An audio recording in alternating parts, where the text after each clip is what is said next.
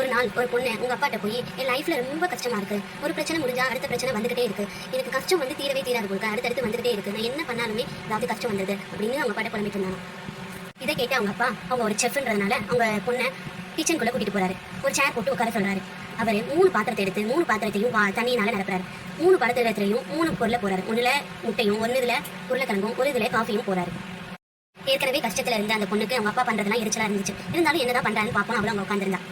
20 நிமிஷம் கழிச்சு 3 அடுப்பையுமே அவர் ஆஃப் பண்றாரு. உங்க பொண்ணை கூப்பிட்டு நீ என்ன பாக்குறேன்னு கேட்கறாரு. அவரை சொல்றா, முட்டை உருளைக்கிழங்கு காஃபி பாக்குறேன். அது சரி, 3த்துல இருந்து நீ என்ன லேர்ன் பண்ணிக்கிற அப்படின்னு கேட்கறாரு.